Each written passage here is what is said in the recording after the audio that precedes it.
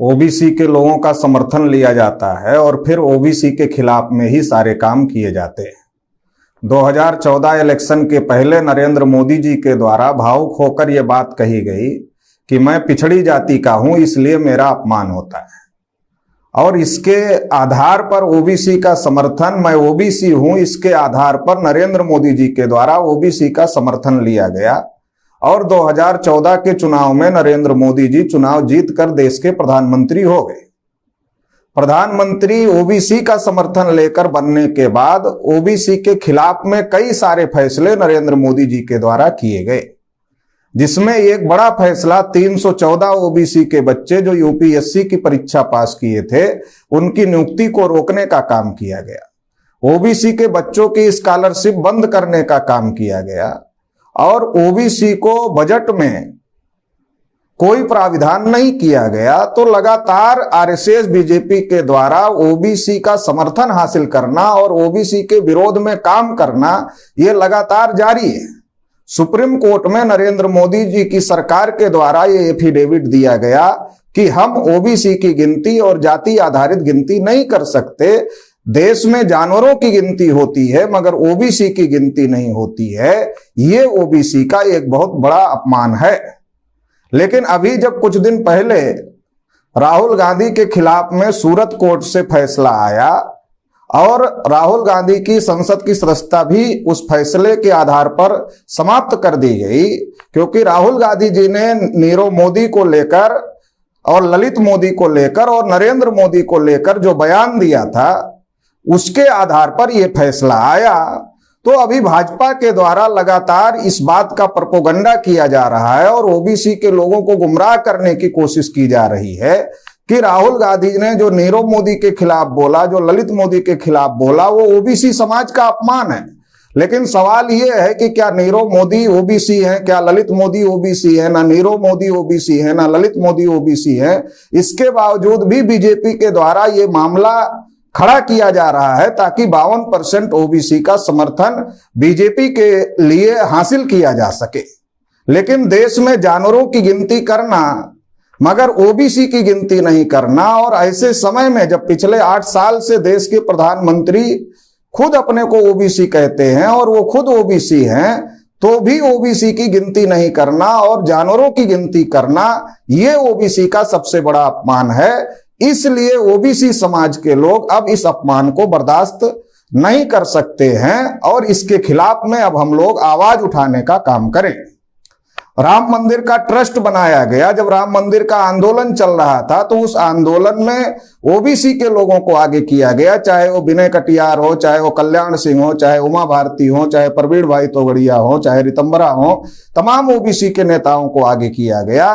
लेकिन जब राम मंदिर का ट्रस्ट बना तो प्रधानमंत्री जी खुद अपने को ओबीसी कहते हैं, लेकिन उस ट्रस्ट में एक भी ओबीसी को शामिल नहीं किया गया।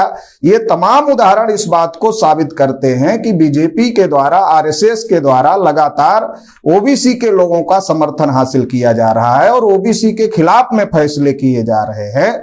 ये ओबीसी का बहुत बड़ा अपमान है और एक ओबीसी का प्रधानमंत्री होने के बावजूद भी देश में जानवरों की गिनती करना मगर ओबीसी की गिनती ना करना, ये सबसे बड़ा अपमान है। और इसलिए राष्ट्रीय पिछड़ा वर्ग मोर्चा ने इस बात को तय किया है कि इसके खिलाफ में अब हम लोग राष्ट्रव्यापी आंदोलन चलाने का काम करेंगे। नरेंद्र मोदी जी के द्वारा और आरएसएस बीजेपी के द्वारा ओबीसी की गिनती ना करना, ये ओबीसी का सबसे बड़ा अपमान है। इसलिए जाति आधारित जनगणना और ओबीसी की जाति आधारित जनगणना होनी चाहिए। इसके लिए 4 चरण में राष्ट्रीय पिछड़ा वर्ग मोर्चा के माध्यम से हम लोग आंदोलन घोषित कर रहे हैं, जिसमें पहले चरण का आंदोलन 30 मार्च 2023 को 31 राज्यों के 563 जिलों से महामहिम राष्ट्रपति महोदया को हम लोग ज्ञापन भेजने का काम करेंगे। दूसरे चरण में 5 अप्रैल 2023 को हम लोग 31 राज्यों के 563 जिला मुख्यालयों पर धरना प्रदर्शन करने का काम करेंगे। तीसरे चरण में 17 अप्रैल 2023 को हम लोग 31 राज्यों के 563 जिला मुख्यालयों पर राष्ट्रव्यापी रैली प्रदर्शन करने का काम करेंगे। और आखिरी चरण में 30 अप्रैल को हम लोग भारत बंद का आह्वान कर रहे हैं। इसलिए देश भर में राष्ट्रीय पिछड़ा वर्ग मोर्चा के तमाम कार्यकर्ताओं को, पदाधिकारियों को, शुभचिंतकों को और इसके साथ ही साथ देश में रह रहे समस्त ओबीसी समाज के लोगों को हम ये अपील करना चाहते हैं कि देश में आरएसएस, बीजेपी के द्वारा जो ओबीसी का अपमान किया जा रहा है, जानवरों की गिनती की जा रही है मगर ओबीसी की गिनती नहीं की जा रही है, इस अपमान के विरोध में और जाति आधारित जनगणना, ओबीसी की जाति आधारित जनगणना हो, इस मांग को लेकर के इस आंदोलन में पूरी ताकत के साथ में शामिल होकर इस आंदोलन को कामयाब करने का काम करें। इसके साथ ही साथ देश में जो हमारे समवैचारिक संगठन है देश भर में, चाहे वो शेड्यूल कास्ट के संगठन हो, शेड्यूल ट्राइब के संगठन हो, ओबीसी के संगठन हो या अलग अलग प्रकार की माइनॉरिटीज के लोगों के संगठन हो, उन तमाम संगठन चलाने वाले लोगों को, उनके कार्यकर्ताओं को, उनके पदाधिकारियों को, उनके शुभचिंतकों को भी हम ये अपील करना चाहते हैं कि वो इस लड़ाई में शामिल हो जाएं कि जिससे ओबीसी को उनका हक अधिकार मिल सके और ओबीसी के साथ में न्याय हो सके। अगर ओबीसी को हक अधिकार मिलता है, ओबीसी देश की सबसे बड़ी आबादी है, तो देश में एक बहुत बड़ा जो वंचित समूह है उसके साथ न्याय होगा।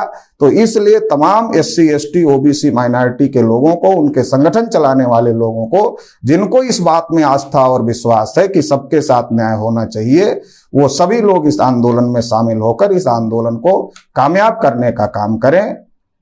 बहुत बहुत आभार, धन्यवाद।